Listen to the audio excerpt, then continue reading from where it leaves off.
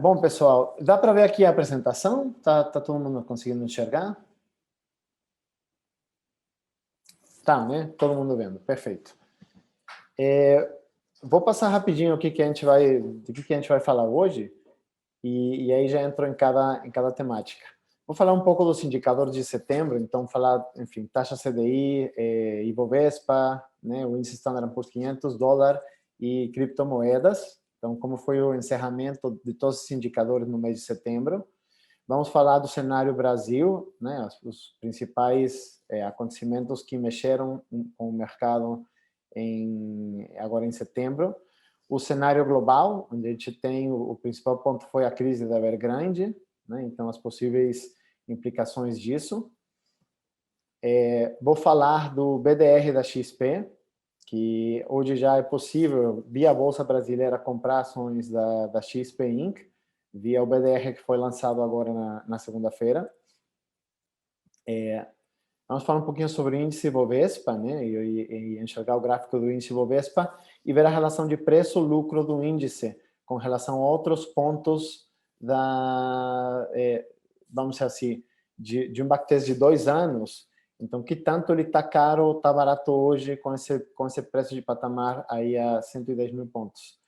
E, finalmente, vou dar uma pequena microaula aqui para vocês sobre curva de juros e como essa curva de juros ela afeta todos os prêmios de juros, tanto dos CDBs, como das debêntures, como as LCIs, enfim, de todos os ativos de renda fixa, tá? É um conceito que não é tão difícil de entender, mas que eu acho muito importante para a gente, né, para a gente poder tomar decisões de curto e mediano prazo com nossos investimentos, tá bom?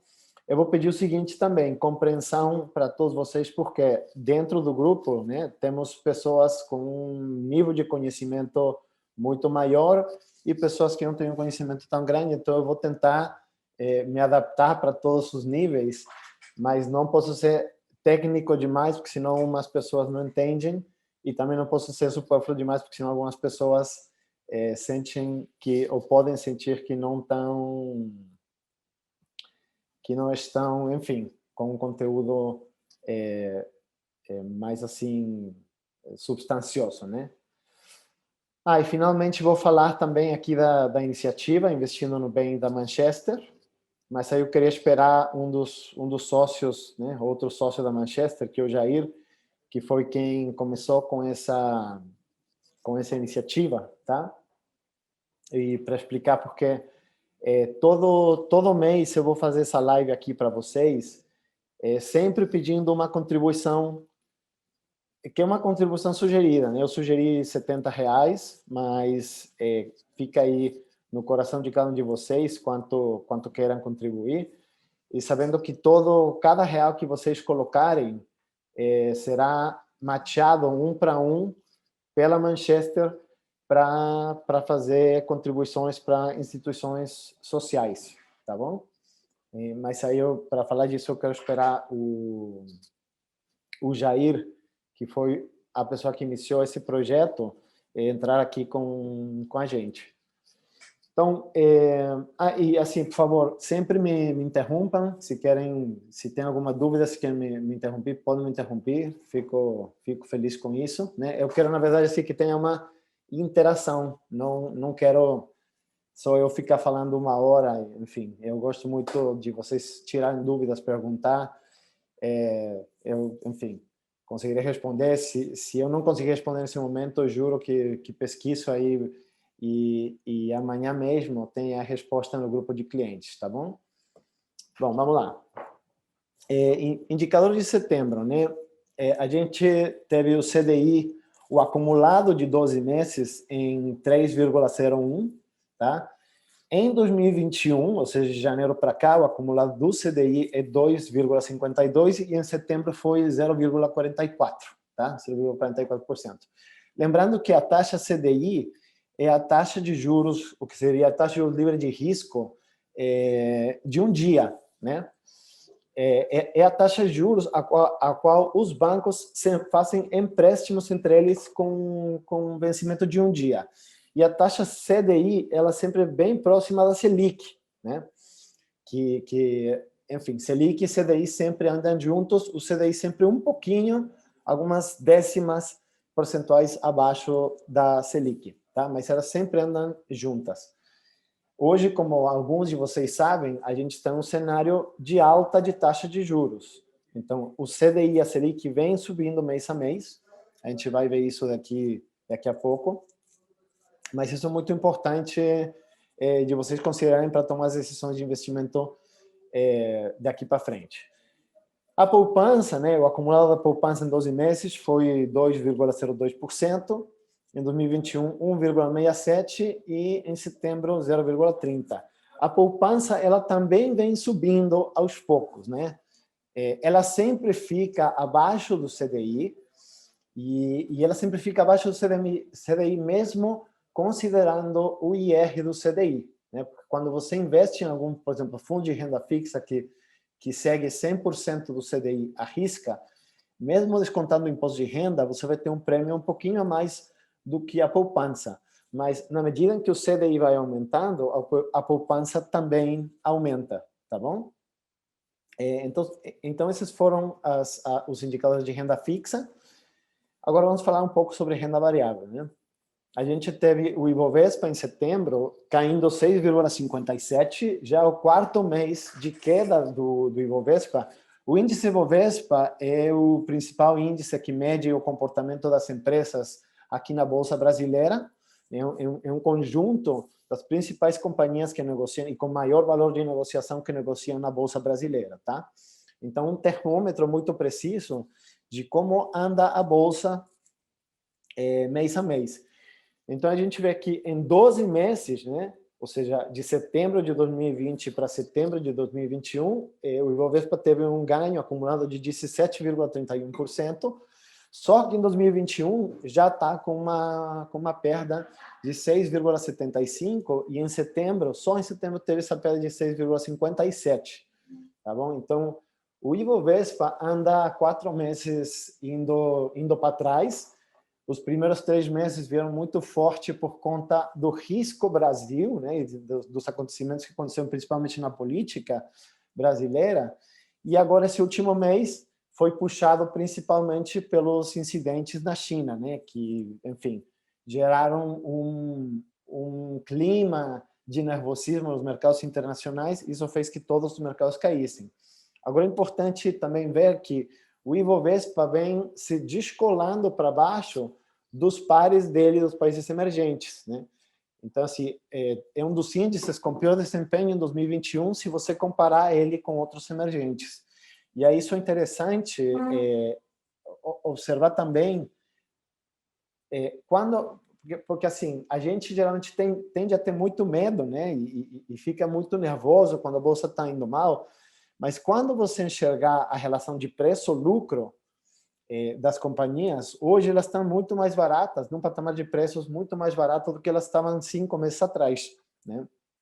Então, embora os barulhos políticos, os barulhos econômicos, fiscais, enfim, e os barulhos agora internacionais façam a bolsa cair, hoje podemos dizer que é um momento mais seguro em termos da relação preço-lucro para investir na bolsa do que era em janeiro, fevereiro ou junho, por exemplo, desse ano, tá? E vou entrar nesse assunto um pouquinho mais na frente. O S&P, né, a bolsa norte-americana, em 12 meses ela teve um retorno de 28%, 2021 14% positivo, mas em setembro ela também desandou. E aí, no caso da bolsa americana, foi por 2 questões. O impacto também das notícias da economia chinesa e pela sinalização do Banco Central americano que ele vai começar a subir os juros lá. Tá? Então, essas 2 coisas fizeram a bolsa americana começar a ter uma tendência de queda. Tá? O dólar, ele em 12 meses teve um comportamento negativo, né, de menos 3%. 2021 ele subiu 4,80% e só em setembro teve uma alta de 5,70%. E o Bitcoin, ele, enfim, aqui foi uma rentabilidade absurda em 12 meses, 300%, né? 306%, 50% em 2021. Em setembro foi um mês de correção que teve uma perda de 7,16, mas que agora, nesses primeiros dias de outubro, já teve uma disparada novamente bem forte. Resumindo aqui o cenário Brasil, são basicamente 4 pontos importantes, né? O primeiro foi a elevação da taxa de juros, da taxa Selic, em 1 ponto percentual. A gente entrou em setembro com a Selic a 5,25 por ano, tá? E essa foi a 5ª alta consecutiva da Selic, chegando para o patamar de 6,25. Lembrem que a gente entrou nesse ano com Selic a 2%, tá? E o que fez o Banco Central começar a iniciar essa tendência de alta de juros foi justamente a inflação, que a inflação começou a sair do controle. Então, para controlar a inflação, o Banco Central se viu obrigado a iniciar uma sequência de alta de taxa de juros, tá? Como disse aqui, né, o Banco Central já está direcionando seus esforços para combate à contaminação da inflação em 2022, tá?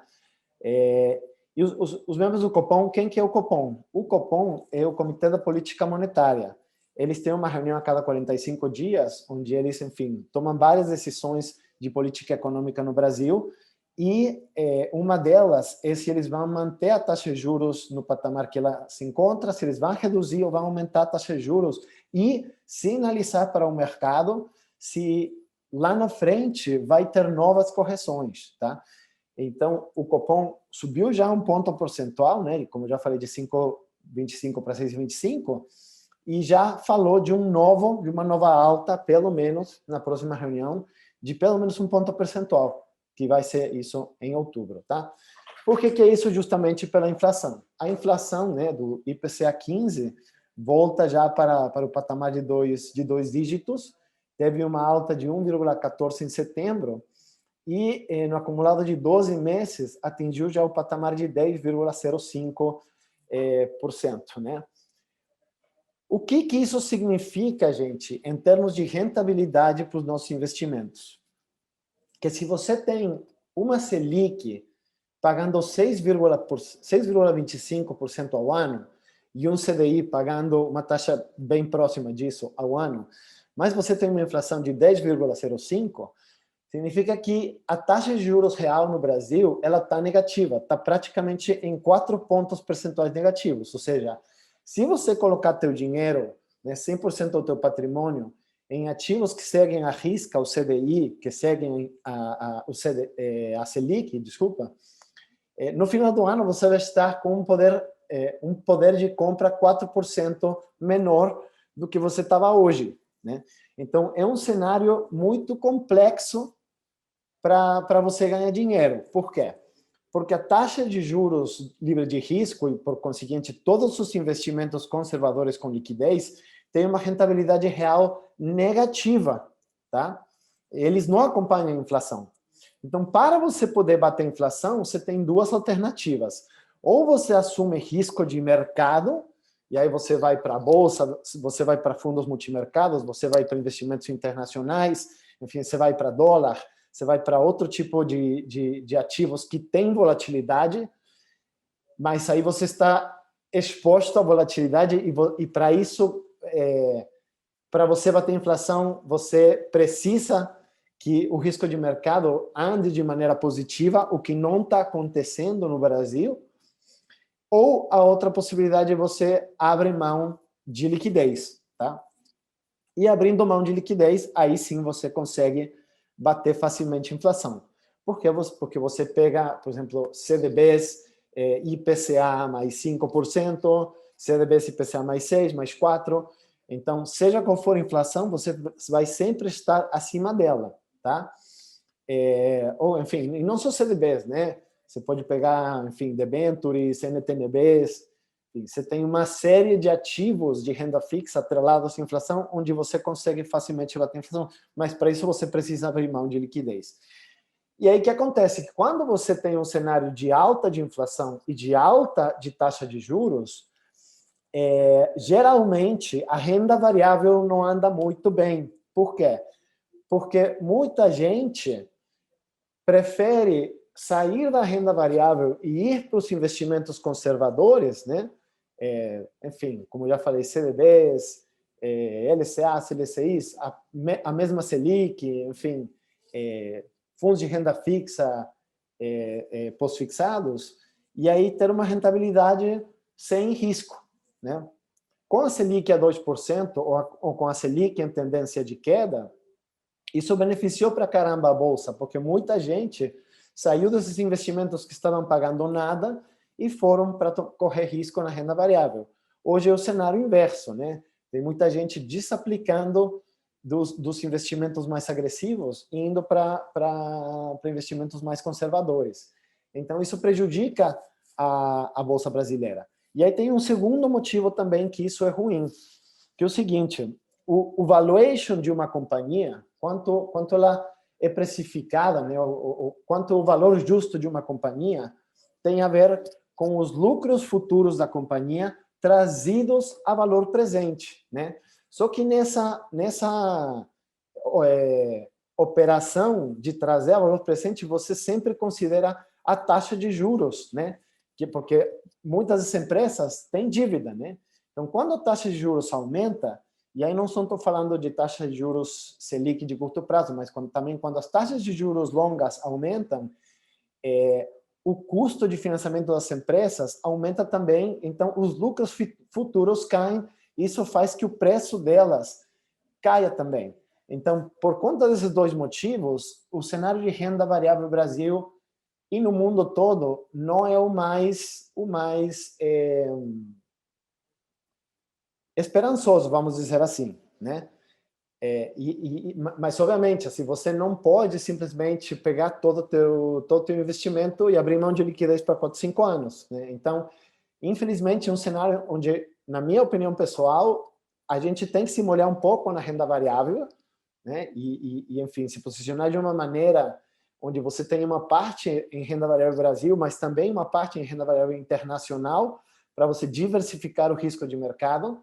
E, do outro lado, você sim abrir mão de um pouco de liquidez para você ter um prêmio de taxa de juros muito alto acima de inflação, tá? Alguma dúvida até aqui, gente?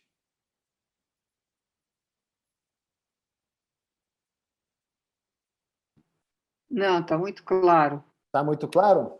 Tá bom. O terceiro ponto é a crise hídrica, né? Que continua a preocupar, o cenário hidrológico, né? Continua se agravando e isso faz que a gente tenha proveído de um racionamento de energia nesse ano, o que também eleva o risco ao Brasil e faz com que a renda variável também tenha um performance pior, tá? E aí, o que acontece também? Os riscos políticos, né, a política monetária mais rígida, os custos de energia mais altos, incertezas políticas, estão pesando também sobre as empresas, sobre a confiança dos consumidores. Então, os dados de crescimento real do PIB estão sendo revisados para baixo, né? Eram 2,5% no início deste ano para 2022 e agora foram revisados para cerca de 1,5%. Então, por um lado, a gente tem uma previsão de crescimento menor, por outro lado, a gente tem uma previsão de alta de juros, de alta inflacionária, e isso faz com que todo o cenário do Brasil se deteriore, e isso impacta diretamente na Bolsa, porque a Bolsa ela é um termômetro muito preciso. Ela tem emocionalidade também, mas é um termômetro muito sensível, não diria preciso, mas muito sensível a todo tipo de acontecimento, tanto local quanto internacional. Então, a Bolsa vem sofrendo tudo isso. E por isso é que a gente vê o índice Bovespa desde junho, né, desde o final de junho de 2021, é uma tendência de queda, tá? Perdendo aí o topo dos 133 mil pontos para chegar no patamar de 110. Hoje estava 109, enfim, chegou a 108 hoje também. Então, assim, tudo isso tem feito com que a bolsa descenda. E isso, obviamente, se qualquer pessoa que esteja exposta à renda variável Brasil sofreu na carteira, né? A carteira sofreu invariavelmente de junho até setembro, tá bom? Agora vamos falar um pouquinho sobre o cenário global. A pauta mais importante do cenário global nesse mês foi a crise da Evergrande, que é a segunda maior construtora da economia chinesa. Ela tem uma dívida gigantesca e ela praticamente se declarou assim inadimplente. E aí chegou o grande questionamento se o governo chinês ia deixar ela ir à falência ou ia resgatar a construtora. Ainda está esse impasse, né? Ainda não está uma determinação bem clara do que vai acontecer. A gente acredita que o governo não vai deixar ela falir, porque junto com ela faliriam muitas outras empresas do setor de construção, e China não pode se dar esse luxo, né? Se vocês olharem aqui, a construção civil responde por cerca de 7% do PIB da China, né? E se você considerar todos os fornecedores e contratos indiretos, isso chega a quase 25% do PIB. Então, seria realmente uma grande crise. Então, a gente acredita que o governo chinês ele vai parar isso e vai fazer algumas adequações para que, enfim, as companhias não quebrem, não deem calote, e isso, enfim, não tem um impacto tão grande como poderia ter, né? Se o governo chinês não resgatasse a empresa. Que mais? A China também está passando por um período de falta de matéria-prima, né? A gente viu também que o preço das commodities disparou em 2020. Em 2021 tem algumas commodities que ainda estão aumentando de preço. Enfim, isso fez também com que a China tivesse um período de escassez de matéria-prima, o que desacelerou também a economia chinesa, tá? E em termos dos Estados Unidos, que eu já falei, né, o Banco Central Americano já sinalizou uma perspectiva de aumento da taxa de juros para contrarrestar os efeitos inflacionários, tá? E sinalizou também o encerramento das recompras de ativos, o processo que chamam de tapering, para 2022. Então, o que está acontecendo aqui no Brasil, de alta de taxa de juros, já o Banco Central Americano já começou a sinalizar que vem esse processo, e isso também teve um impacto, né, na Bolsa norte-americana, tá bom? Alguma dúvida aqui?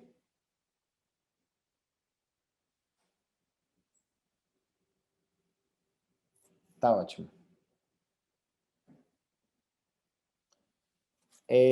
Bom, vou falar agora sobre o BDR da XP.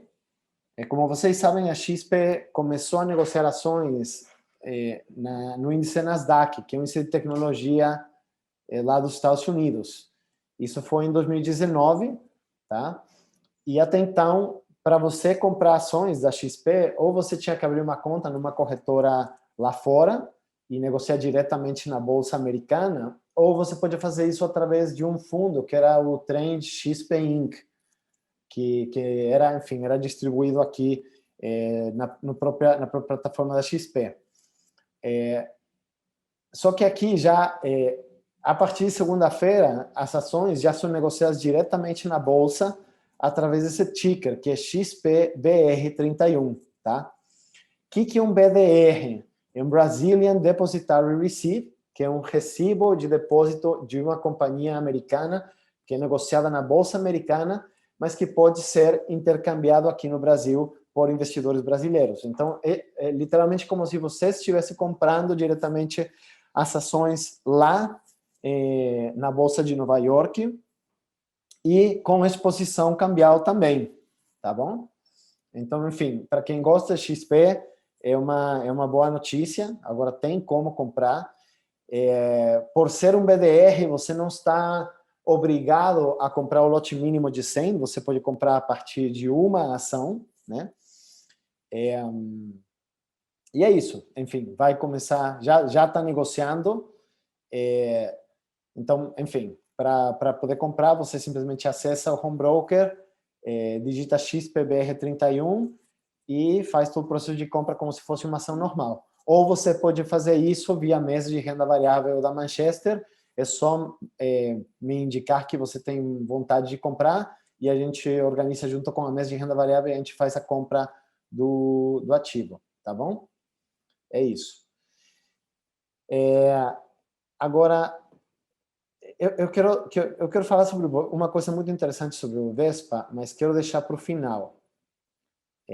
Vou entrar agora no assunto de curva de juros. Alguém de vocês, gente, está familiarizado com o conceito de curva de juros?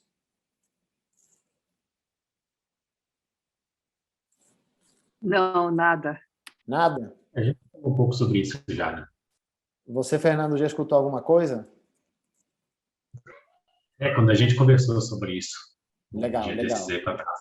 Legal. Ricardo, Ivan? Não tenho conhecimento, não. Tá. Curva de juros. Tá bom. Vou explicar aqui para vocês. Eu não sei se vocês já ouviram em algum momento dizer a curva de juros abriu, ou a curva de juros fechou. Ou alguém fazer a expressão assim, os juros futuros estão caindo, os juros futuros estão subindo. Alguém já escutou essa expressão? Não. Tá. Então, vamos lá, vou tentar explicar isso aqui, porque esse conceito aqui é super importante, porque essa curva de juros que vocês estão vendo aqui, ela rige os investimentos em renda fixa, tá? Vamos pensar o seguinte, vamos partir do princípio do conceito do retorno ajustado ao risco, tá? Vocês, como investidores, sempre têm que ter uma percepção de retorno, mas esse retorno sempre deve estar ajustado ao risco, ou seja, não adianta você falar, eu tive um retorno de 10% nesse ano e foi ótimo, mas o teu risco era de 50%, né? E a outra pessoa teve um retorno de 8 com um risco de 3. Então, se você ajustar o retorno dessas duas carteiras ao risco de cada uma delas, o retorno de 8 foi muito melhor que o retorno de 10, porque foi um retorno de 8 com um risco muito baixo. O teu retorno de 10 foi com um risco gigantesco. Entende? Então, assim, quando o risco aumenta, o prêmio de risco deve aumentar, vocês concordam? Né? Ou seja, se tem um investimento mais agressivo, o retorno desse investimento, ou a promessa de retorno desse investimento deve aumentar também. Vocês concordam? Com certeza. Maravilha. E aí, o que acontece? Quem pode me falar quais são os 3 riscos principais aos quais a gente está exposto dentro do mercado financeiro?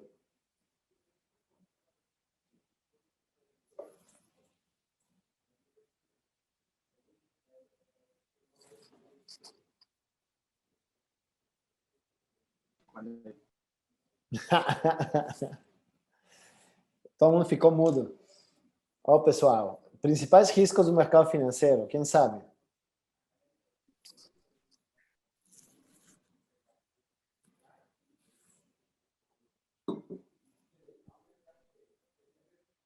Acho que vocês estão mutados, porque eu não estou ouvindo nada. Não, eu estou muda mesmo porque não sei.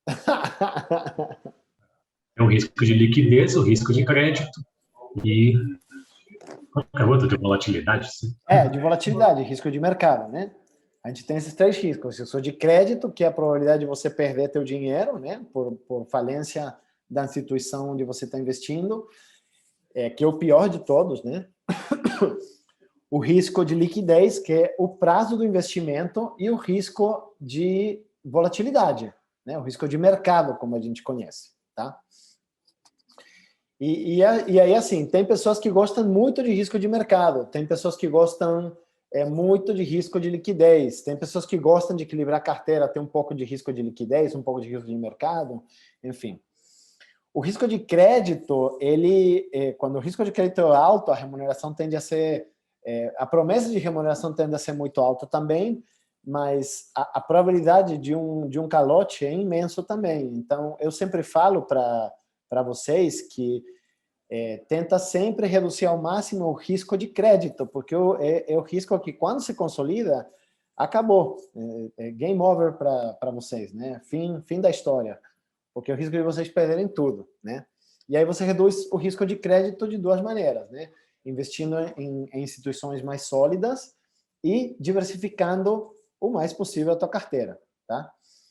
Agora, se a gente pensa que o retorno sempre deve ser ajustado ao risco, tá bom? Se vocês tivessem um investimento com as mesmas características, só que um vence em 2022, outro em 2023, outro em 2024, outro em 2025 e assim sucessivamente até 2031, vocês concordam que a taxa de juros, a taxa de retorno desses investimentos deveria aumentar mais ou menos de maneira linear conforme o prazo vai aumentando? Ou seja, um investimento para 2022 deve pagar um valor X. Para 2023 deveria pagar um valor X, mas mais alguma coisa, porque é um ano a mais. Para 2024, um valor a mais. Para 2025, um valor a mais. Entendem esse conceito? Enquanto maior é o prazo do investimento, ele deve pagar para mim um retorno maior, concordam? Com certeza, pô. Óbvio, seu dinheiro está ficando guardado lá, né, por mais tempo. Exatamente, você não está abrindo mão, utilizando. você está abrindo mão de usar o dinheiro agora e deixar ele parado de alguma maneira para só poder usufruir esse recurso lá na frente. Então, enquanto o prazo é maior, você deveria ter um prêmio maior, beleza? Então, o que acontece, gente? Que o mercado financeiro, tá? Dentro da bolsa, e aqui eu vou... Vocês estão olhando aqui agora o home broker? Vocês estão conseguindo enxergar aqui o home broker? Sim? Sim. Tá. O mercado financeiro, ele negocia, tá? Ele negocia expectativas de taxa CDI para 2022, para 2023, para 2024, para 2025, assim sucessivamente, tá bom? E essas expectativas são negociadas aqui, nesses tickers que vocês veem. DI1F22. É o DI, é o contrato futuro, né? Um derivativo, vamos dizer assim. O contrato futuro de DI de vencimento em janeiro de 2022. Depois tem o de 2023, o de 2024, o de 2025, o de 2026 e assim vai, subsequentemente, tá? Isso, quando você pega os prêmios, por exemplo, se vocês veem aqui o DI 22, a taxa que ele está hoje é 7,23. O 23 está 9,08. O 24 está 9,75. O 25 está 10,12. O 26 está 10,30. Se vocês enxergam, eles vão aumentando, né? Conforme o ano de vencimento aumenta, a taxa de remuneração aumenta. O que isso significa, por exemplo? O que esse DI 25 significa? Com a taxa de 10,12% ao ano. Significa que o mercado hoje está precificando, está esperando que a média de retorno da taxa CDI de hoje até janeiro de 2025 vai ser de 10,12% ao ano, tá? Não significa que em 2025 vai estar a 10,12. Significa que a média até lá de retorno vai ser de 10,12, tá? Então parem a pensar e me acompanhem no raciocínio.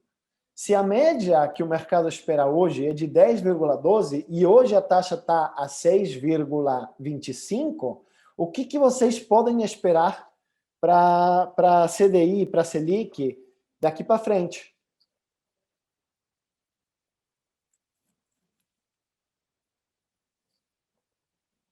Eu gosto dessa porra. Dá para esperar, não sei, pelo que eu estou vendo aí, né, análise desses anos que estão mostrando no painel, parece que vai subir, mas vai subir pouco, né? Tipo, olha só, de 22 para 31 subiu 3 pontos. Eu não sei se valeria a pena deixar meu dinheiro guardado até 2031 subindo 3 pontos. Perfeito. Esse já é um outro conceito, mas me acompanha. A pergunta é o seguinte: se o mercado hoje está esperando que a média da taxa CDI até janeiro de 2025 seja de 10,12% ao ano, e hoje está a 6,25%, o que a gente pode esperar da taxa Selic até lá? Está esperando que vai bater em 14 em algum Taxa momento. CDI, né? Oi? Está esperando que vai bater em 14 em algum momento. Pois é. A média da média. Exatamente. Perfeito, Fernando. Né? Se a média é 10,12, a gente pode esperar que em algum momento ela pode chegar a 12, 13, 14% ao ano. Né? É isso. Isso que faz a gente esperar exatamente que a taxa de juros ela está numa tendência de alta. Né? E que o mercado está esperando que até 2025 o CDI e, por conseguinte, a Selic, elas vão subir até um patamar X para que depois, até 2025, ela feche em 10,12% ao ano, tá bom?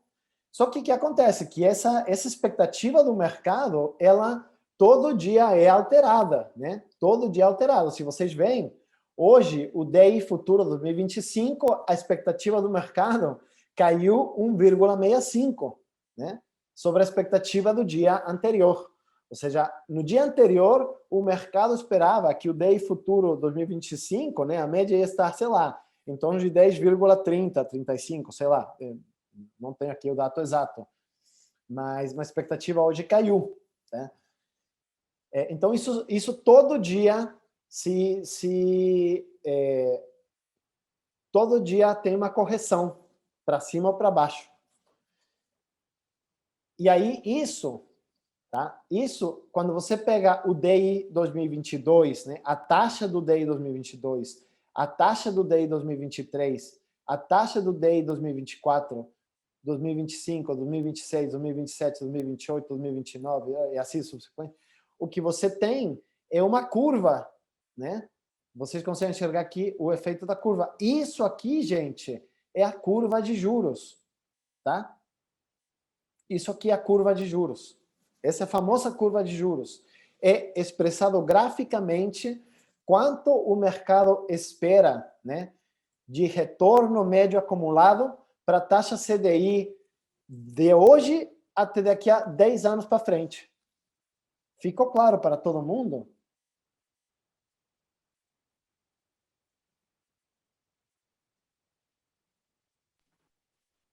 Posso fazer uma pergunta? Por favor. Bem, mas isso é catastrófico, não é não? Por quê? Porque significa também... E a inflação? Isso aqui, vamos lá, isso aqui não marca qual vai ser a inflação, né? Aqui apenas Não, marca a expectativa. Teoricamente estão achando que a inflação não vai baixar. Porque se sobe os juros é porque querem controlar a inflação. Como é que é Mas isso? a expectativa do Banco Central é que a inflação vai baixar em 2022. Se você vê o relatório Focus, estão projetando a inflação para em torno de 4,5% em 2022. Estão com essa previsão. Então, assim, o Banco Central não está precificando inflação de 2 dígitos para 2022, para 2023, para 2024. Não está precificando. Agora, vamos lá. O que acontece, Ana Maria, se a inflação, de fato, se mantiver acima de 2 dígitos, 12% ao ano, 15% ao ano? O que vocês acham que aconteceria com a curva de juros?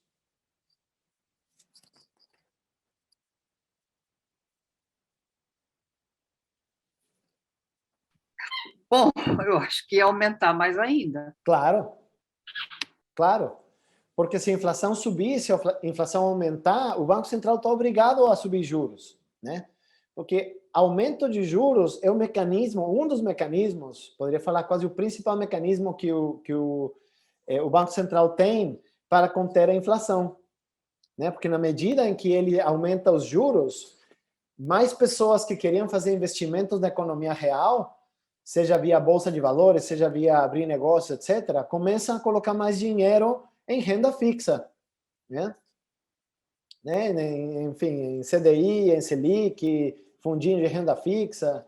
E aí isso não gera crescimento econômico. E com isso, com esse congelamento da liquidez, ele consegue esfriar a economia e consegue abaixar a inflação, né? Então, sim, se a inflação continuar subindo e não tiver controle, a gente veria essa curva de juros, o que a gente chama de abrindo, né? Os juros abririam, ou seja, aumentariam, e com isso você veria a curva fazendo isso aqui, tá? É isso aqui. Então, quando as pessoas falam que a curva de juros está abrindo, significa que os juros estão aumentando, tá? Por isso ela está abrindo. E quando eles falam que a curva está fechando, significa que os juros estão caindo. Hoje, por exemplo, hoje foi um dia de fechamento de curva de juros. Vocês concordam? Todos os juros futuros caíram, né? Todos os DI caíram. Desde o DI 22 até o DI 31, todos, tá? Então, hoje foi um dia de fechamento de curva de juros. Quando você visse tudo isso aqui verdinho, isso implicaria que a curva está abrindo, tá? Agora, qual a implicação disso para os meus investimentos, né?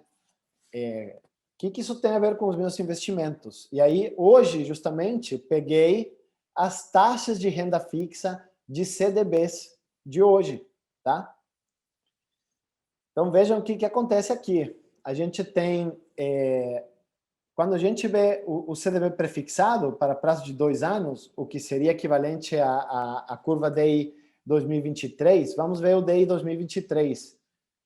Ó, 2023 hoje, que perdeu praticamente 2%, está com um retorno de 9%, né, uma média de retorno de 9% ao ano.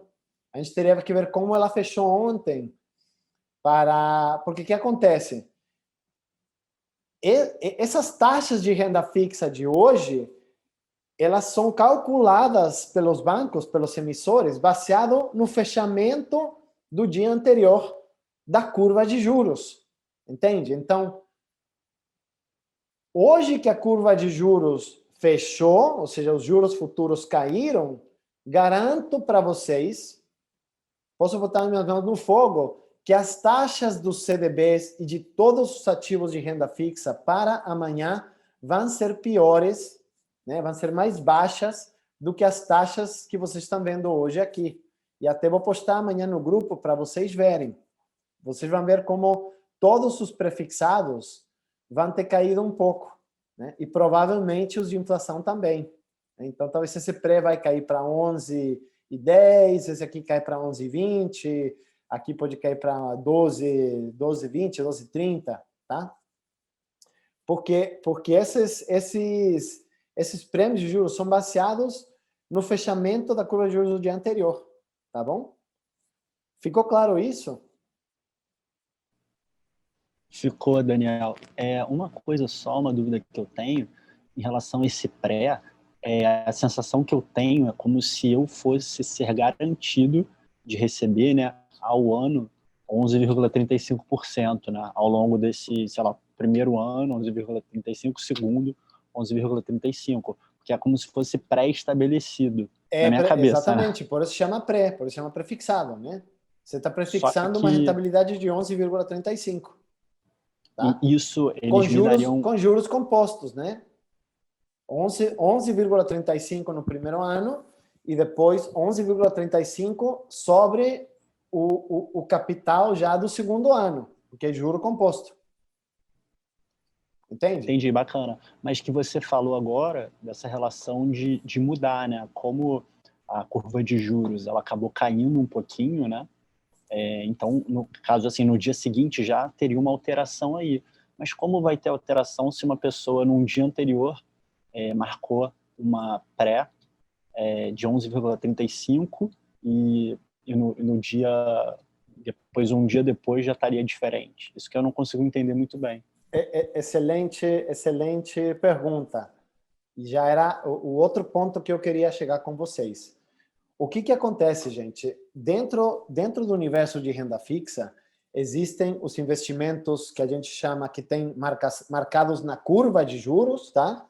Que seria o caso de um CDB, e outros, que seria o caso dos títulos públicos federais, NTNBs, comprados via Tesouro Nacional, né? Tesouro Direto, NTNB, NTNF, LTN, etc. Ou seja, os títulos prefixados do Tesouro e os títulos de inflação do Tesouro, que eles sofrem de marcação a mercado, tá? Então, o que acontece? Os títulos que têm marcação a mercado, se você comprou hoje, por exemplo, o título, né? E amanhã as taxas caíram, o que de fato acontece com o preço do teu título? O preço do teu título sobe, porque ele sofre de marcação a mercado. E lembrem, quem fez o curso de investimentos que eu dou, lembrem do que eu expliquei na aula de renda fixa, que quando as taxas de juros caem, os preços dos títulos aumentam. Então, quando você compra um título que é marcado com marcação a mercado, você sempre vai sofrer oscilação. E essa oscilação é inversa ao fechamento da curva de juros do dia anterior. Quando a curva de juros fecha o dia em queda, no dia seguinte o preço do título vai ter vamos dizer assim, o preço vai aumentar. Quando a curva abre, o preço do título cai. Mas isso acontece só nos títulos que sofrem de marcação a mercado, ou seja, que tem oscilação, tá? Por exemplo, os fundos de renda fixa de inflação, eles sofrem de marcação a mercado, por isso oscilam, tá? Por isso eles oscilam. Agora, quando você compra um CDB, quando você compra uma LCA, uma LCI, um CRI, um CRA, uma debenture, eles não sofrem marcação a mercado. Então, você vê todo dia, independente do que acontecer com as taxas de juros do dia, você vê todo dia o teu investimento rendendo um pouquinho, né? Você fica travado na taxa que você pactou no momento da compra, Ricardo. Tá? E então, assim, nesse Maravilha. momento que a gente está vivendo hoje, a gente recomenda muito vocês se posicionar uma parte da carteira em ativos de inflação que estejam marcados na curva e que não tenham marcação a mercado. Porque geralmente esse cenário que a gente está vivendo hoje de alta de juros, hoje foi um dia típico, né? Geralmente esses DI vem subindo, vem subindo, vem subindo, vem subindo. Até eu posso mostrar aqui, sei lá, vamos pegar aqui, peraí. Vou pegar aqui no Trader Chart DI1F 28. Olhem isso, né? Isso aqui é o gráfico diário da taxa DI 2028. Então vejam como ele vem em franco crescimento, né? Franco aumento, né? Do patamar aí mais baixo justamente, e olhem que aqui que está a coisa mais legal, mais interessante. Aqui estamos justamente em junho de 2021. Quando a bolsa estava no topo histórico, o DI futuro estava no mínima histórica. Agora que a bolsa está indo mal das pernas, o DI está lá em cima. Por quê? Porque o DI ele tem um comportamento inverso com a bolsa. E por que é isso? Porque quando a bolsa cai porque está aumentando o risco Brasil. E quando aumenta o risco Brasil, o DI tem que aumentar também, né? A taxa de juros tem que aumentar, porque você sempre ajusta o retorno ao risco. Então, se o risco Brasil aumenta, você tem que aumentar a taxa de remuneração também, tá?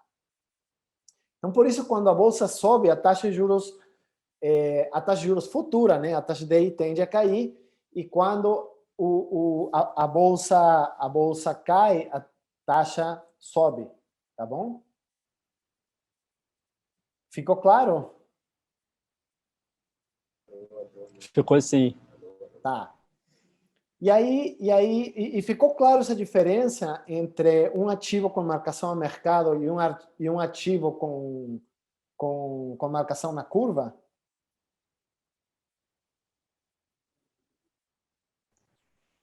Sim, para mim sim.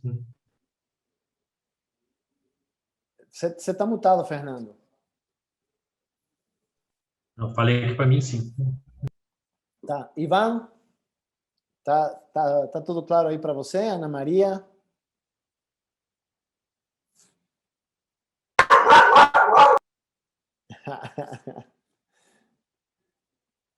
Bom, beleza. Imagino que sim. Se não tem dúvidas, continua, tá? E aí, o que está acontecendo? Vou finalizar aqui com um conceito muito interessante, que é o seguinte. Vejam como, se a gente olhar aqui, a curva de juros, né, expressada de maneira gráfica, por exemplo, pensando de maneira lógica,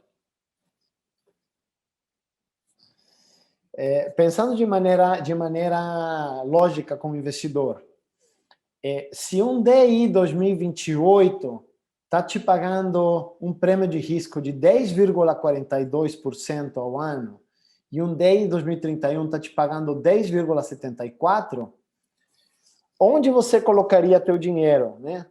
Qual seria para vocês a relação risco-retorno mais redituável, assim, mais palatável? O que vocês acham? Daí eu iria no 2028, né? Porque para mim assim é pouca diferença percentual. Fora isso, você receberia esse investimento mais rápido e teria mais liquidez, né? Uma maior liquidez para você fazer o que você quiser com o seu dinheiro. Exatamente, né? Ou seja, deixar teu dinheiro parado 3 anos a mais, assim, olhando para a curva de juros, não está valendo muito a pena, porque o prêmio é apenas de 0,32% ao ano, né? Segundo o gráfico da curva de juros DI. Então, vale mais a pena deixar no DI 2028, ou até vale mais a pena deixar no 2027, né? De 2027 para 2028 é apenas 0,15% de diferença, né? Então, se vocês se enxergam aqui, por exemplo, de 2022 para 2023, tem uma diferença considerável, né? A gente está vendo aqui uma diferença de 1,73 de retorno, né? Então, vale muito a pena. Agora, quando a gente se afasta na curva de juros, a gente vê que o prêmio de risco dos juros mais longos não está valendo tanto a pena, né? E aí nesse momento, a pergunta que o mercado se faz é o que vai acontecer. Os juros mais curtos, eles vão cair, né? Para deixar o prêmio de risco dos juros mais longos novamente mais atraente, ou os juros longos vão abrir mais, né?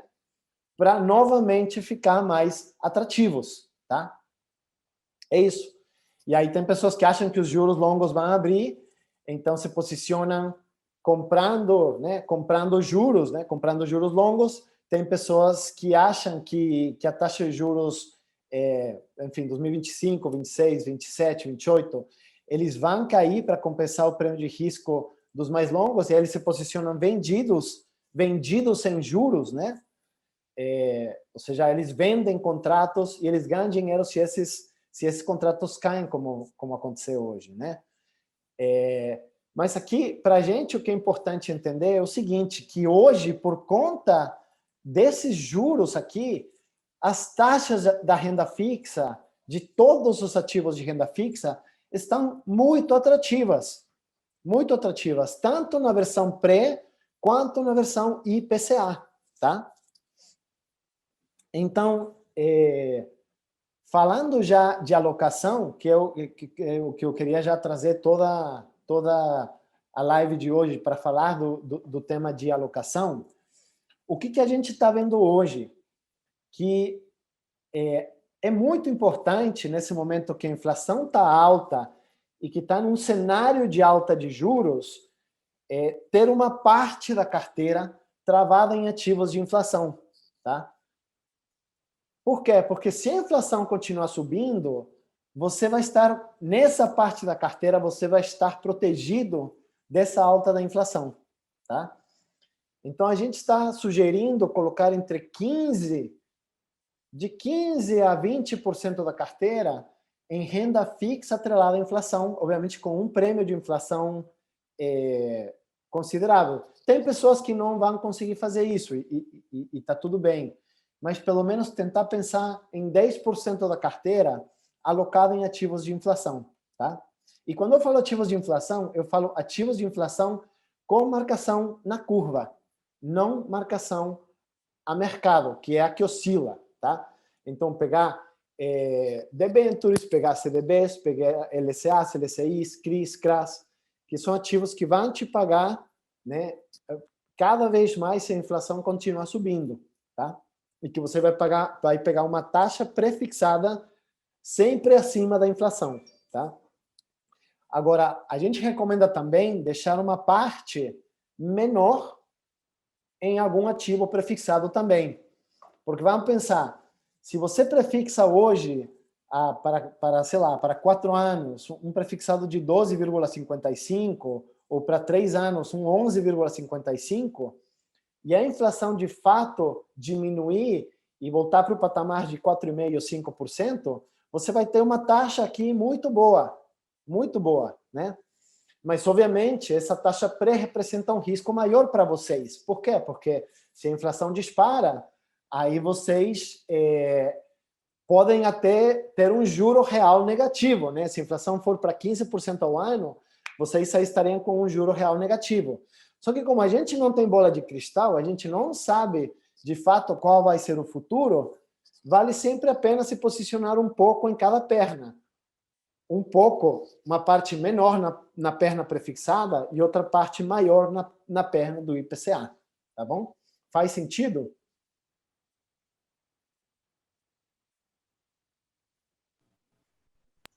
Sim, sim. Maravilha. E aí, assim, todo dia estão tendo novas emissões, tanto de CDBs, novas emissões de debentures. Eu estou compartilhando aí no grupo, enfim, debentures, CRIs, todo dia coloco aqui as taxas de renda fixa. Então,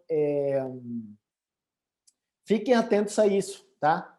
Fiquem atentos a isso e novos aportes, eles podem ser direcionados, uma parte para esses ativos de inflação e pré, tá?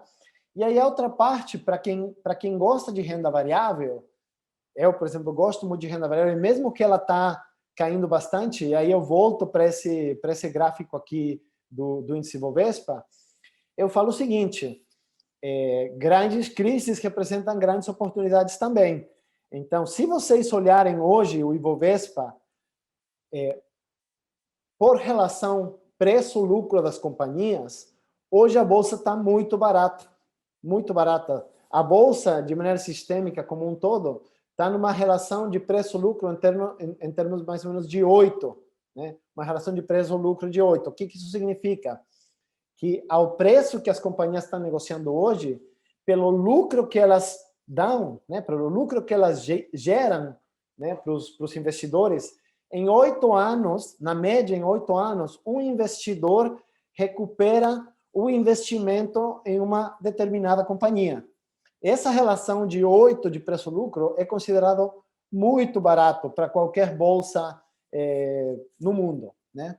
É um padrão muito barato. Só para vocês terem noção, ela hoje está mais barata nessa relação de preço-lucro do que quando ela estava em março de 2020 a 65 mil pontos, tá? Porque lá a projeção de lucro estava completamente amassada por conta da pandemia. Então, mesmo a 65 mil pontos, a relação de PL, preço-lucro, ela estava mais cara do que ela está hoje, tá? Então, se a gente entende que hoje a bolsa está muito mais barata que antes e está num dos preços, né, patamar de preços mais baratos da história, quem está com renda variável pode surfar essa onda com mais tranquilidade, né? E quem tiver caixa e gosta de renda variável pode sim, de fato, continuar fazendo aportes com visão de longo prazo, obviamente, né? Assim, eu não gosto muito de... Até conversava hoje com um cliente, né, que foi ontem, que, enfim, tem um monte de analista que fala a bolsa vai fechar esse ano a 130 mil, 140 mil. eu não gosto dessas previsões porque, sinceramente, não acho que ninguém sabe exatamente o que vai acontecer com a Bolsa. A única coisa que eu sei é que ela hoje está mais barata do que ela estava 4 meses atrás. E ela está hoje num patamar de preços que é muito interessante para quem quer investir no longo prazo. Tá? Só que a nossa indicação dentro da Manchester é que para cada real que você coloque hoje em renda variável Brasil, tá? Você pelo menos coloque 70 centavos em renda variável internacional dolarizada. Tá? Então, por exemplo, se você tem, sei lá, 100 mil reais, né, 100 mil reais para colocar em renda variável, sugerimos que você faça essa relação, que você coloque para cada real de renda variável Brasil, coloque minimamente 70 centavos de renda variável internacional. Aí não sei, nesse caso teria que fazer o cálculo, mas seria, sei lá, mais ou menos 60, 40, né? 60 mil reais em bolsa brasileira e 40 mil reais em bolsas internacionais dolarizadas, tá? E isso podendo chegar a 1 para 1. Tá? Então, assim, se for levar a recomendação à risca, desses 100 mil reais, aporta 50 mil em renda variável Brasil e 50 mil em renda variável internacional dolarizada. Qual é a lógica disso? Que o Brasil ele sempre está exposto a 2 riscos, ao risco internacional e ao risco Brasil, né? E muitas vezes o risco Brasil ele descola do risco internacional. Então é isso que falei no início da live, né? Você tem todos os emergentes performando muito melhor que o Brasil. Por quê? Porque o Brasil consegue criar, né, crise atrás de crise, crise política, crise fiscal, enfim, crise da reforma administrativa, enfim, crise dos poderes, né? Enfim, Congresso batendo boca com o governo federal, né? com o presidente batendo boca com o Supremo Tribunal de Justiça. Então, assim, o Brasil ele é esperto em criar crise para si mesmo, né? E aí, por isso, a nossa sugestão é sempre diversificar parte do risco Brasil, colocando também risco internacional dolarizado, porque quando o risco Brasil ele se consolida, o dólar sempre tende a subir. Aí a tua parte de renda variável brasileira vai cair, mas você vai ter uma proteção com a parte de renda variável internacional. E mesmo quando o cenário internacional deteriora, o dólar sobe. E isso faz com que teus investimentos de renda variável internacional dolarizados, eles não percam tanto em real quanto você perderia se você estivesse 100% posicionado em real. Tá bom? Ficou alguma dúvida dessa recomendação? Não, tranquilo. Tá ótimo. Na verdade, sobre essa questão da renda internacional dolarizada, seria principalmente por meio de BDRs ou outras formas? Você tem muitas maneiras de fazer isso, Fê. Você pode fazer via BDR, você pode fazer isso via fundos internacionais dolarizados, você pode fazer, como se chama? Isso via ETFs também, negociados na bolsa. Hoje na XP você tem uma oferta gigantesca de fundos internacionais, principalmente para quem é investidor qualificado, tá? E aí não é uma questão da XP, é uma questão de legislação. A legislação proíbe o investidor regular de acessar produtos que têm uma posição muito alta em investimentos internacionais. Mas os investidores qualificados conseguem. Então, você hoje na XP tem uma grade aí de mais de 100 fundos internacionais dolarizados, mas a grande parte são para investidor qualificado, infelizmente, né? Tem alguns fundos para investidor regular. Tem cerca de 5 fundos internacionais dolarizados para investidor regular. Eu posso passar isso para vocês no grupo, tá? Mas, enfim, você tem uma diversidade gigantesca, né? Você tem também os COEs, também te dão diversificação internacional, só que o COE ele não é dolarizado, né? O COE é redeado. Então, aí, embora esteja alocado em risco internacional, você não está exposto à variação do dólar, tá? Então, nesse caso da relação renda variável, aí seria 1 para 1 com renda variável dolarizada, internacional dolarizada. Beleza, Fê?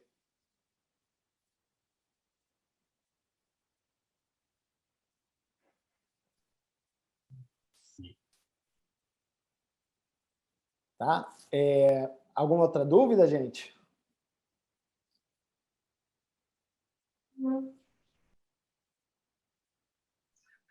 Pensando aqui também, no caso do dólar, ele está caro, mas seria um bom momento para entrar assim mesmo, porque ele provavelmente vai subir? Cara, é aquilo da bola de cristal, né? A 5,45 tá caro, tá barato. A gente não sabe assim. Eu não sei se amanhã ele vai subir, eu não sei como ele vai fechar até o final do ano. O que eu sei é que quando o Brasil desanda, o dólar sobe. Quando o cenário internacional deteriora, o dólar sobe. Então, ter uma parte dos investimentos alocados em dólar me protege, né? Me protege contra a deterioração do cenário Brasil e deterioração do cenário internacional. É isso, né? Agora, obviamente, por exemplo, qual seria a minha sugestão? Se você hoje não tem absolutamente nada de investimento internacional em dólar, não faz um movimento brusco, né? Não chega e faz, agora eu vou passar, sei lá, vou passar 20% da minha carteira para investimento internacional dolarizado. Vai fazendo essa migração aos poucos, né? Vai comprando aos poucos esses investimentos. Que aí, assim, se você comprar hoje a 5,45, o dólar continua subindo, pelo menos você já travou uma parte a 5,45. Se ele cair, maravilha, que você pega ele mais barato, né? É isso. Cara, não tem como acertar o timing de mercado. É muito difícil. Muito, muito, muito difícil, né? Então, assim, vai fazendo aos poucos. Assim, se faz sentido, né? A estratégia faz sentido para você, começa a fazer a migração. É isso. Vou esperar o dólar cair um pouco. Beleza, você pode esperar. Pode ser que o dólar sobe um pouco mais. Aí, enfim, aí ferrou. Agora, se o dólar cair, beleza. Que bom, né? Que bom que você esperou. Eu começaria agora, por exemplo, né? Começaria agora aos poucos fazer esses investimentos, né? Fazer essas alterações de carteira, tá bom? Ô, Daniel, posso Oi, tirar uma dúvida aqui? pode. Que é o seguinte, hoje em dia me vejo meio que numa uma certa encruzilhada, né, com a minha carteira, porque essa relação de renda variável, eu tenho tipo assim 70% assim em bolsa no Brasil, né, no Ibovespa, assim, em ações, em diversas ações, e eu tenho 30% num fundo lá fora, BDR, agora eu não lembro, assim, um fundo de investimento dos Estados Unidos. Eu fico com vontade de diversificar, de repente tirar um pouco da bolsa daqui, né, de algumas ações aqui. O problema é que a grande maioria eu estou negativo. Negativo, assim, 3%, às vezes 5%, às vezes 10%, às vezes 15%. Enfim, eu fico assim, tá bom, eu assumo essa perda, tudo bem que não é muita perda, mas eu tenho uma perda, eu assumo essa perda, resgato uma parte do dinheiro e realoco, ou não, entendeu? Ou eu falo, quer saber? Estou pensando mesmo a longo prazo e realmente eu não tenho a necessidade desse dinheiro em mãos agora, posso deixar.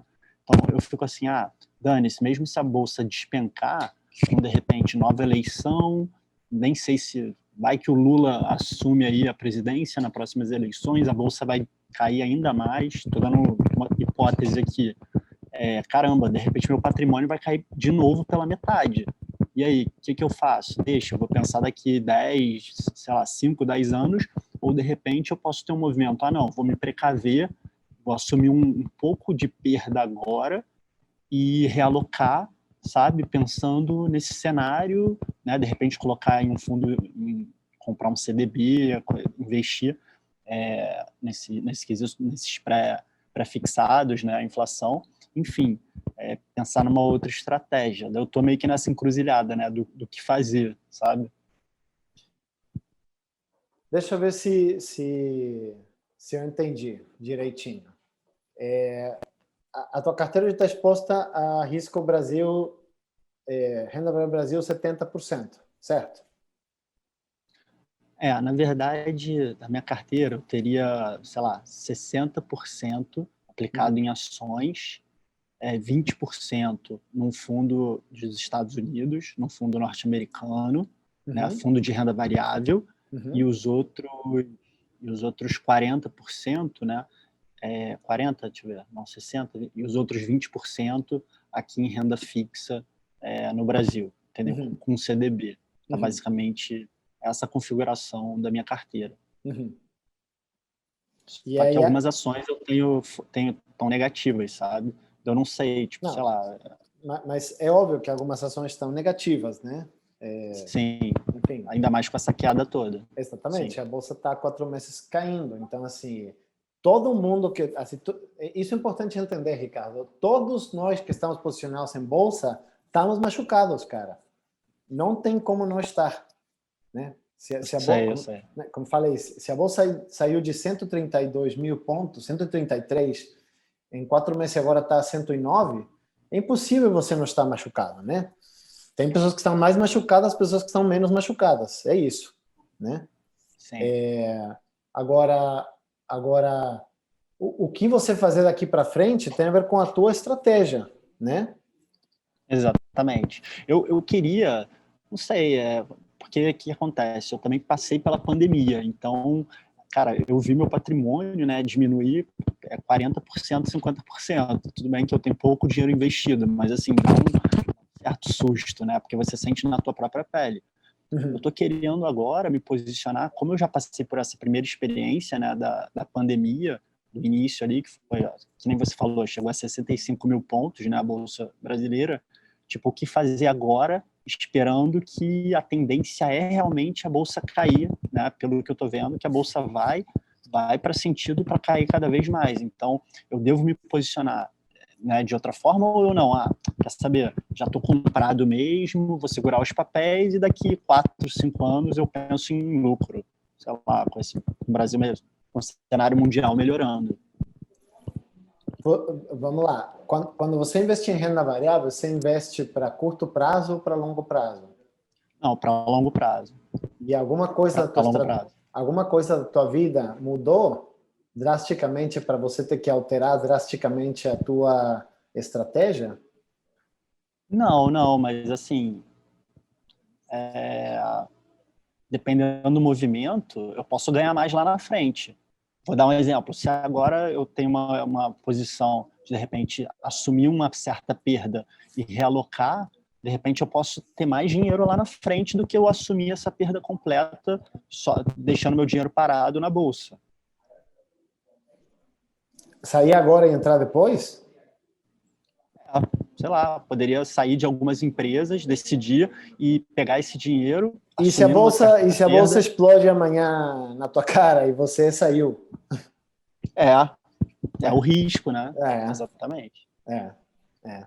Pode acontecer também, mas Pode. pelo que está mostrando as expectativas com crise política, com crise econômica, é que a relação está indo cada vez mais, o cenário está sendo mais pessimista nesse quesito.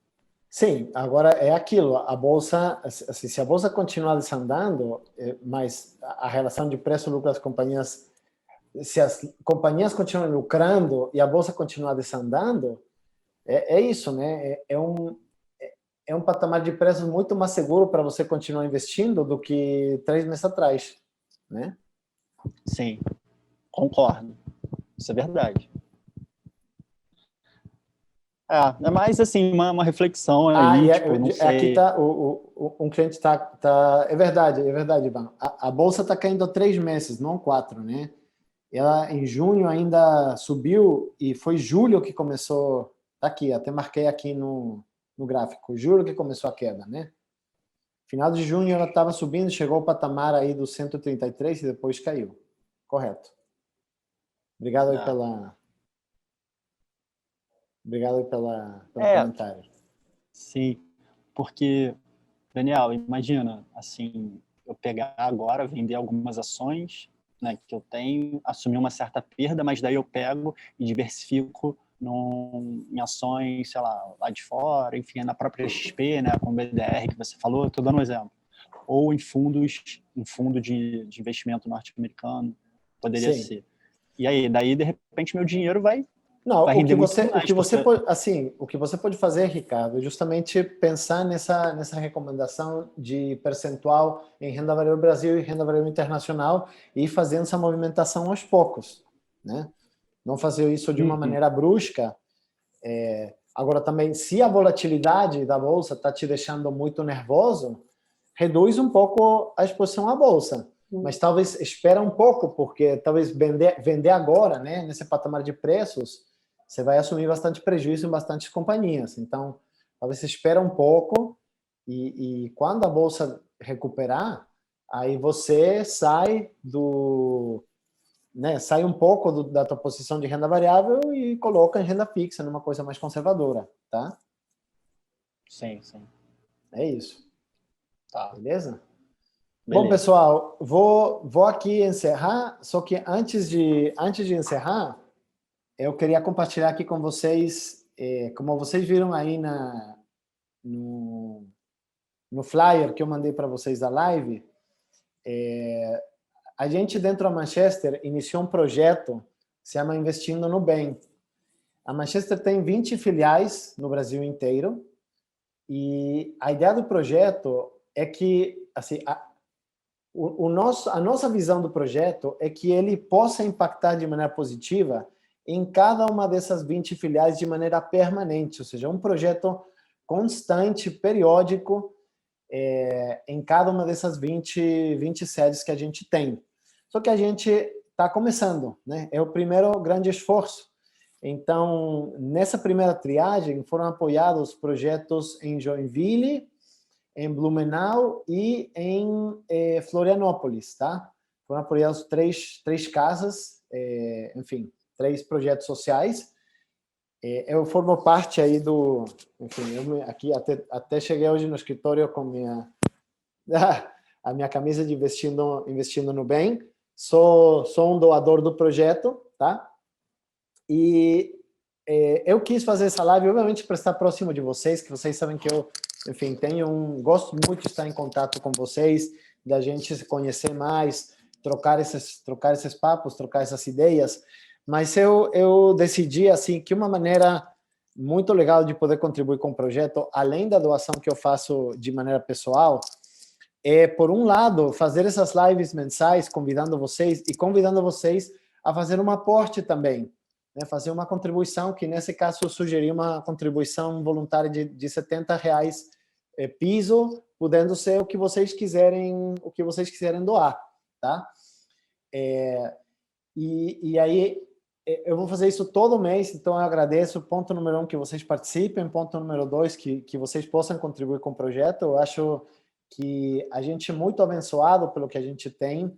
Eu conheço grande parte de vocês, enfim, suas vidas, seus patrimônios. Eu acho que a gente é muito abençoado realmente de tudo que a gente tem, e eu gosto muito de retribuir para a sociedade enfim, todas as bênçãos que eu recebi na minha vida. Então, tá entrando alguém aqui. Então, eu gostaria muito, né, de pedir a sua participação nas lives, de me mandar sugestões de conteúdo e de principalmente participar aí no projeto, que aí a primeira parte é simplesmente fazer a doação, mas a segunda parte, meu compromisso aí com vocês e com o Rio de Janeiro, é a gente procurar uma instituição aqui no Rio de Janeiro para a gente apoiar, tá? E que seja uma instituição que a Manchester abrace, apoie, e que a gente possa fazer eventos lá também, que a gente possa fazer voluntariado. Enfim, como alguns de vocês sabem, eu trabalhei muito tempo com organizações sociais, então trago isso muito, muito forte na veia, e eu quero realmente que aqui o projeto social da Manchester no Rio seja um destaque, e que vocês possam, enfim, não só contribuir com dinheiro, mas lá na frente contribuir também com presença, com visitar o espaço, contribuir com conhecimento, com tudo, tá? É o início, né? Essas foram as primeiras doações, mas, enfim, como falei, é um projeto que vai continuar, que a gente vai institucionalizar ele dentro da empresa. E outra coisa, para cada R$1 que vocês aportem para o projeto, a Manchester vai aportar R$1 também, tá? Então vai ser match 1 para 1. Então, por exemplo, se a gente juntar R$1.000, a Manchester vai aportar mais R$1.000 para a gente fazer essas doações, tá? Então, enfim, o início ainda está sendo estruturado. Eu não acredito em coisas pontuais, né? Apoios pontuais. Eu acredito em parcerias de longo prazo e eu quero criar uma parceria de longo prazo com alguma instituição sólida que faça um projeto legal aqui no Rio de Janeiro. E, enfim, conto com vocês participar, com vocês participar das lives, fazer as suas contribuições. Eu vou fazer o seguinte, eu vou mandar de maneira privada para cada um que participou hoje, qual é a sua sugestão de contribuição. A gente ainda está definindo como vai ser isso, tá? Vai ser depositado aonde, tá? Porque ainda não tem vamos dizer assim, uma conta específica para fazer essa aplicação. Então, eu vou ver aqui, de maneira interna, como que faz, mas já vou entrar em contato com vocês para saber quanto vocês querem contribuir por essa primeira live, e quando a gente já esteja pronto com o destino do investimento, eu já falo com cada um para fazer a contribuição, tá bom?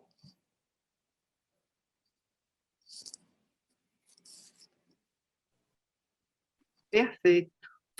Tá ótimo.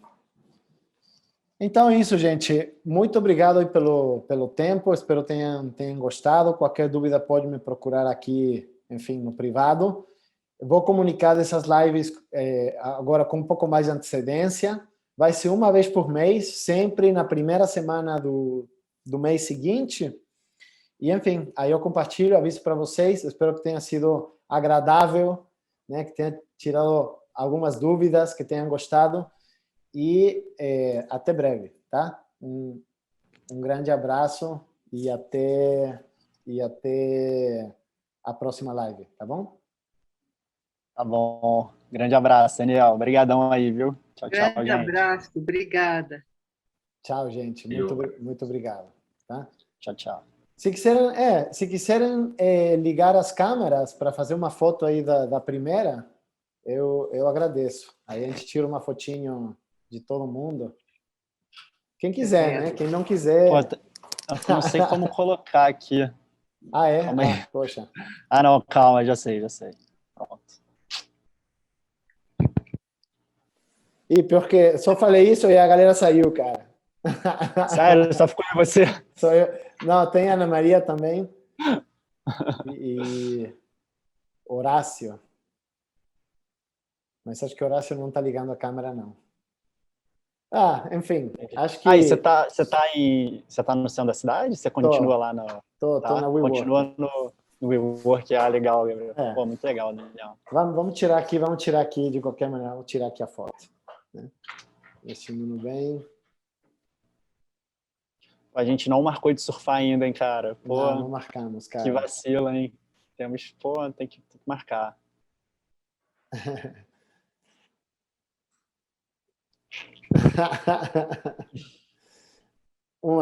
Ana Maria, pronta? 1, 2. Perfeito.